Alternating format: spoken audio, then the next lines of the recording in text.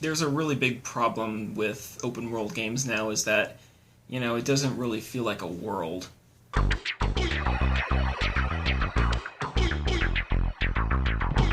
Let's say you're in Minecraft. The way that its world works is that it will keep generating from a central point, but it will stop at a certain point. It won't go any further. It used to, and it used to glitch out in a lot of places, but nowadays there's like a level boundary.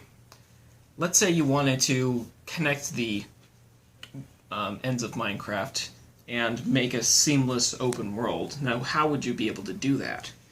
Well, the naive approach with most cases of handling open world seamless stuff is that you would take basically the exact same level multiple times and you would tile them up with some sort of logic in the game's engine that would basically handle how to cross the distance and everything. But this approach has a lot of flaws. First of all, because when you actually have a flat world, and this is a rectangle, but bear with me. Let's say you wanted to connect this side with this side. Connect that up, but all of a sudden you have to connect this side, and you can't just squish the ends. You have to connect the whole circle. And the way you connect the whole circle, by wrapping it around, and all of a sudden you get what we refer to as a torus, or a donut shape. And that's not really what you want to see in a world. First of all, because, it's not a singular whole convex shape. There's a big hole in it, which is not really going to help for a lot of game logic and everything. And also, what worlds look like this, except for perhaps Halo. So that's out. Another approach is that you take a box, and you basically wrap it around itself. These flaps don't really do much. We only technically need one at this point, and that will cover the hole for the purposes of this. But when you're trying to wrap itself around that, you suddenly have the problem that you have this flap sticking up against this longer set of pieces, and when you're trying to design a world, that's not really the kind of projection you want unless you're really paranoid. And in practical senses, it's not always going to wrap around the right way, because suddenly you have to connect these 2 points when they could be connected along this edge. And you would have to have a whole bit of complicated computer logic to try and do that, and that doesn't really sound like fun. I was kind of struggling with this, but I eventually found inspiration in one of these. These are Lipton's pyramid tea bags, and these are really, really incredible. Real genius of design in many ways, but the point is that you can see that it is a convex shape. There are no little divots or holes anywhere. This kind of blew me in for a loop. And so what I ended up doing is I took one of them and I unraveled it. And you can see that it's a rectangle. You could very easily fit a map onto it. In most cases, there are what mathematicians call a net, and this is not a perfect net, because when you have these 2 triangles here, in this, it's split down the middle. So when you connect them up, it's not a perfect seam. In perfect implementations, it would be along these 2 things. And you would eventually get, in this case, what Zelda fans call the Triforce. The other thing I did is that with a little gray Sharpie, I marked out where the lines were, where the folds are, and I mapped them to bits of paper here. The reason that it's split up like this is that it's that these are basically the same squares, because these triangles are congruent as with this being isosceles. So let's take that into account. I have some extra sheets here, so I'm going to recount how this process was done. First off, since these are two connected together, we'll just put this little green line down the middle between the two of them. That way we know that this is the middle, and it'll be fine.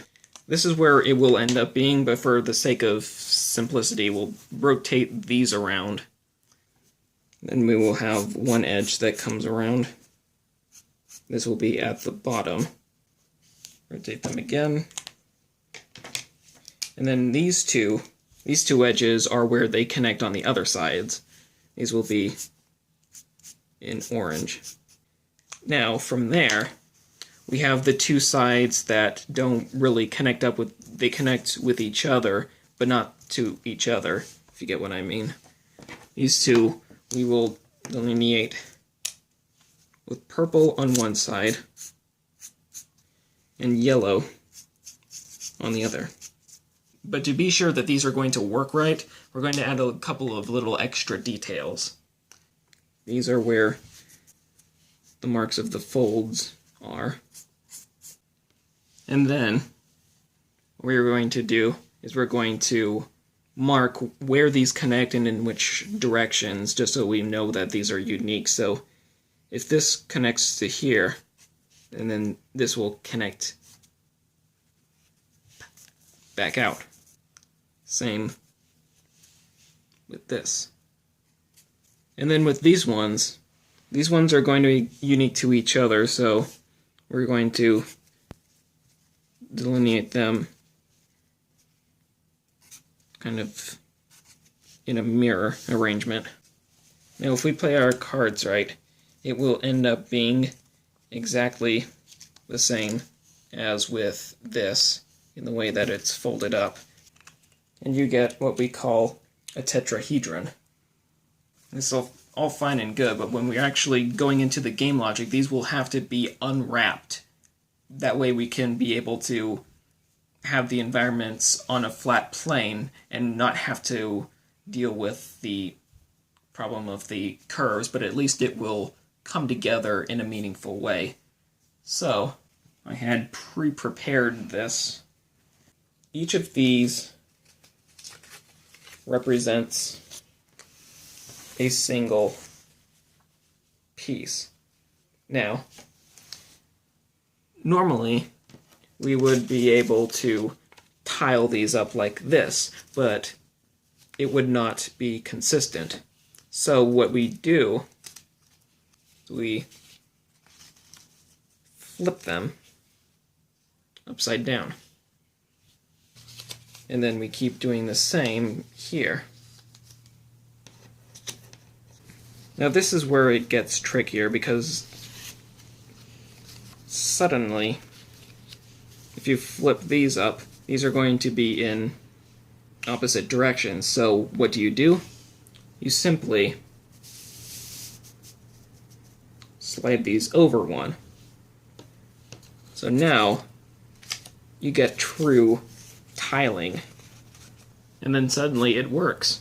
This basically just continues down like it does here, and it shifts with every two, but this is basically a great way to get the tiling sorted out, because these are kind of standalone things here. You can be able to jump the distance because this is basically the same. Now this is an untested hypothesis, but it just goes to show how groundbreaking this could be in the right hands. I encourage all of you to try it out for yourself, and to wonder at the fact that this was all solved with the help of a tea bag. And if that's not good product placement, I don't know what is.